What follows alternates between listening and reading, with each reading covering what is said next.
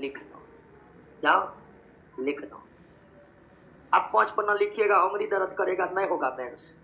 छोड़िए, दिमाग पहले कितना भी विकसित रहो, ठीक है ना। लिखते ही उंगली थकता है, मेंस नहीं होगा। बात समझिए, ये छोटी मोटी बात है लेकिन बड़ी बात है। आप सब कुछ जानते हैं लेकिन निकले में उंगली दर्द करता है, सारा प्रश्न आप लिख ही नहीं पाइएगा, नौकरी मेंस निकल ही नहीं पाएगा। तो पहला लिखने का हैबिट, लिखने का हैबिट, जिसको लिखते लिखते उंगली नहीं दर्द करता है, 15-20 पेज लिखने का क्षमता रखता है 3 घंटा में, वो मेंस निकालेगा, है कि नहीं। तो 3 घंटा तक लिखते लिखते उंगली थकना नहीं चाहिए मेंस का पहला। ये सब मास्टर सब नहीं बताता मेंस पढ़ाने वाला, जो की जरूरी है। अब सब कुछ पढ़ा दिया हमारा के लिए, और परीक्षा में उंगली दर्द करने लगा सर, है कि नहीं है। उंगली दर्द के इसलिए हम लिखिए न पाए छट गए, जानते थे सब कुछ।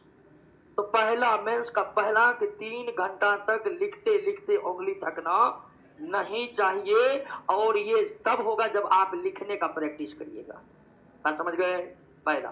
दूसरा, लिखने के लिए शब्द चाहिए, आपके मस्तिष्क में शब्दों का भंडार होना चाहिए, ठीक है ना। आपके पास ऐसे ऐसे शब्द होनी चाहिए जिससे वाक्य का वैल्यू बढ़े, वाक्य का वजन बढ़े, है कि नहीं।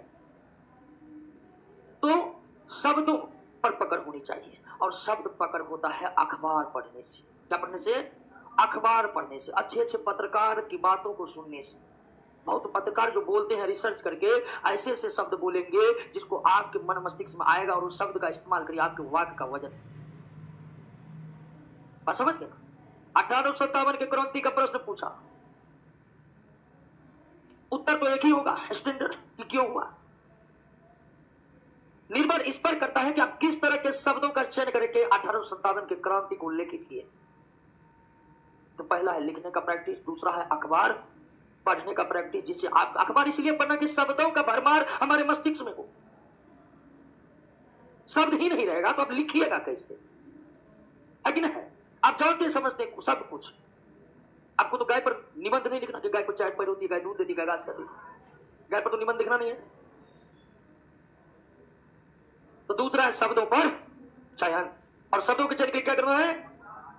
अखबार पढ़ना है, और अच्छे पत्रकार जो शुद्ध हिंदी बोलते हैं, ठीक है ना, यूट्यूबर को नहीं, शुद्ध हिंदी वाले पत्रकार को सुनना। बात समझ गए ना। हाँ, शुद्ध हिंदी बोलने वाले पत्रकार कौन ही आपको भी पता है, नहीं पता है तो हम बताएंगे। अब क्लासरूम में उनका